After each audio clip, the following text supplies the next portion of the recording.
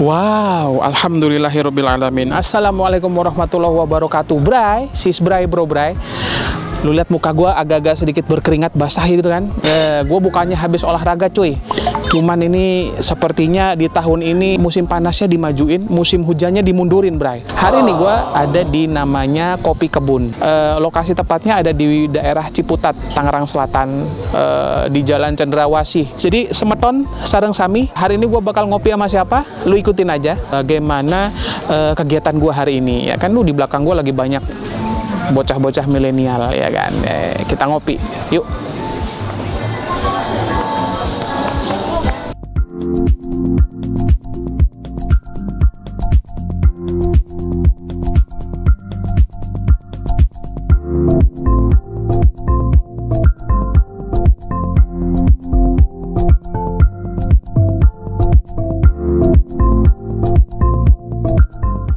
Assalamualaikum warahmatullahi wabarakatuh. Wah, ternyata sama gerahnya kayak di luar. Untung masnya ada exhaust. Wah, sis Bray, gue ada di bar kopinya. Keringetan banget gue. Gue mesen ya. Siang mas. Halo, siang. Single originnya ada apa? Ada banyak sih, kita ada Papo Mena, Darul, masih banyak yang lain. Robusta ada nggak? Apa Arabica semua nih? Apa? Ada Toraja sih, ada Toraja. Kalau masalah house blend itu kita juga Arabica Robusta. House blendnya deh mas di tubruk, tapi request di gilingan alus. Oh gitu. Gilingan berapa ya? 3. Sama balikin tamaninya di Japanese, si apa itu? House blendnya di tubruk. Ngopi Bray.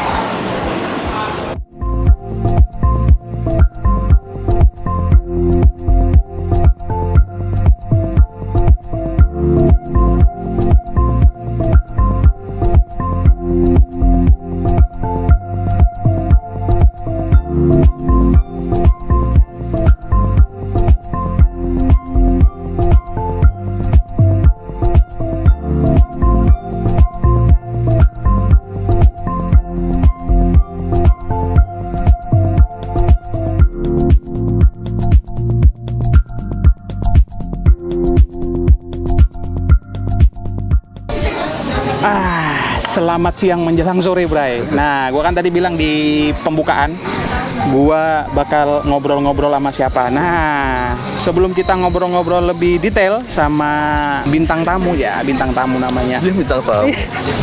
Ini gue udah pesan kopi, seperti biasa kopi tubruk dan Japanese coffee. Kopi tubruk gue house blendnya mereka, house blendnya dari Kopi Kebun. Nah kalau Japanese coffee-nya Arabica Bali Kintamani, natural proses. Nah sekarang kita beralih ke bintang tamu nih, Mas. Perkenalan sama yang di rumah. Oh, oke. Namanya siapa, profesinya? Nama saya Rio Aribowo, profesi apa ya, freelance writer. Terus kaliannya punya beberapa komunitas lah. Beberapa komunitas, Bray, tapi ternyata komunitasnya Masya Allah banyak. Ternyata mungkin gua udah tahu gitu nama beliau, tapi belum pernah ketemu muka saja. Om Rio ini dikenal sebagai salah satu admin pendiri sebuah grup FB yang cukup besar anggotanya tuh. Awal mula berdirinya komunitas Facebook itu karena apa dan kapan sih, Mas? Tahunnya saya lupa ya, sekitar tahun 2005, 2006 gitu. Juga ya? Sebenarnya ini agak sedikit mengharukan. Mengharukan. Jadi ini apa ya, kayak warisan. Sebenarnya aslinya itu didirikan oleh salah satu warga Bintaro. Dia mendirikan grup Bintaro. Akhirnya karena pada saat itu FB Group nggak terlalu banyak, jadinya wah, antusiasnya besar banget. Sampai akhirnya saya waktu itu masih kerja di majalah Kicau Bintaro kebetulan. Jadi sebagai reporter saya wawancara dia, terus dari gitu menanya mengenai hal-hal segala macam. Dan dia senang, akhirnya dia bilang, wah Mas kan di media ya, ya udah kalau gitu saya angkat aja jadi admin ya gitu. Begitu. Terus kayak yang dia kayak menitipkan gitu, yang Mas nanti tolong ya jagain komunitas ini gitu. Terus ya aku bilang ya apaan sih lo kayak gitu-gitu kan, kayak taunya nggak berapa lama kemudian nih kira-kira adalah sekitar 3 bulanan atau 6 bulanan gitu, tiba-tiba beliau tuh meninggal. Nah, ini yang di rumah mungkin masih bingung kita ngobrolin grup Facebook apaan. Nama grupnya apa, Mas? FB Group Bintaro. Biasanya yang diterima postingan di grup Bintaro itu apa aja, Mas? Yang jelas itu nggak berbau politik dan sara ya, itu udah pasti sih. Kalau yang sisanya sama jualan. Tujuan kita kan sebenarnya membentuk community yang dimana ada oh ini ada info ini gitu, oh ini ada tempat info baru gitu. Akhirnya kita tentuin bahwa kita nggak boleh ada jualan, hanya info-info seputar misalnya kreatif, terus udah gitu ada event apa, terus informasi lalu lintas, bahkan ada kriminal segala macam itu kita masukin. Nah, lalu suka dukanya berkomunitas itu atau suka duka menjadi admin komunitas online itu apa sih, Mas? Suka duka ya. Sebenarnya sih kita enjoy aja karena memang kita nggak in touch langsung, maksudnya nggak berhadapan langsung sama mereka kan. Cuma emang ya kadang-kadang suka bikin emosi ya, paling karena kalau ada yang netizen tahu kasih lo ya kan. Terus dari komunitas itu event apa sih, Mas, yang pernah dibikin yang paling besar dan yang mungkin berkesan sih buat Mas Rio? Kalau FB Bintaro itu sebenarnya relatif untuk event ketemuannya itu yang paling berkesan itu ya waktu kita jalan pagi rame tuh punya kaos sendiri, terus kayak yang kita bikin kaos yang warna biru-biru apa gitu. Begitu dulu ngobrol mengenai profesinya Mas Rio. Ini gue penasaran, Mas Rio mesennya green tea, Bray. Padahal nama channelnya Kopi di Mana. Mas Rio nggak ngopi? Jadi gini, saya sebenarnya suka kopi. Jadi yang udah tiap hari itu udah bisa sekali 2 kali lah gitu ngopi itu ya. Udah sekian lama ngopi saset gitu, terus tiba-tiba ada something happen dengan perut gue. Jadi kayak pencernaan itu ada masalah di pencernaan sih. Jadi asam lambung gue ya sekarang udah nggak bisa menerima kopi dan salah satu minuman yang banyak disukai juga. Biasanya mereka udah begitu berumur, Bray. Tapi kalau kopi masih bisa disiasati. Kalau saya, Mas, ngopi sehari aja nggak ngopi, atau pagi nggak ngopi, bangun tidur biar kan habis ibadah tidur gitu, pagi nganter istri harus bekal kopi itu di atas motor tuh, jadi di lampu merah suruh ngopi. Kalau nggak gitu jam-jam 9 tuh kepala kayak pusing, sakit banget sehari tuh bisa 4-5 cangkir. Dan kalau dulu awal-awal begitu kita secangkir aja kan malamnya nggak bisa tidur ya. Kalau sekarang udah nggak. With sugar atau no? Nah, kita kan sekarang ada di Kopi Kebun, Mas.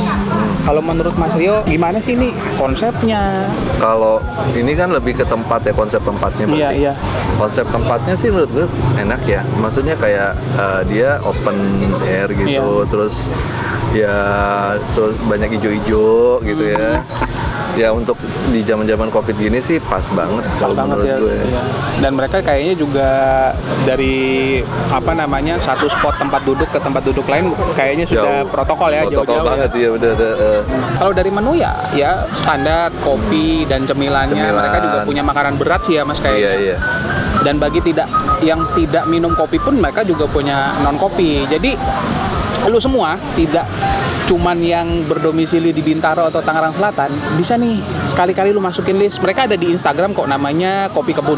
Lu bisa searching, oke? Nah, tuh minuman gua masih banyak, ada 2 cangkir. Tadi cangkir pertama nih udah habis. Ini bukan minuman keras ya, Bray. Ini namanya Japanese coffee, ya kan? Kopi yang disaring, istilahnya begitulah, dikasih es. Dan seperti biasa, ciri khasnya Kopi di Mana adalah kopi tubruk. Yang penting ngopi, ya kan? Nah, ini dari Kopi Kebun nih mereka punya signature es kopi. Jadi namanya es kopi susu pala. Mungkin sirup. Lu pernah makan manisan pala nggak sih, Bray? Manisan pala itu ya. Jadi kalau dulu sih zaman gua kecil gua suka banget tuh. Jadi ini aroma biji pala gitu dan enak. Tapi ini gua lagi nyobain nih yang lagi dicampur sama es kopi susunya.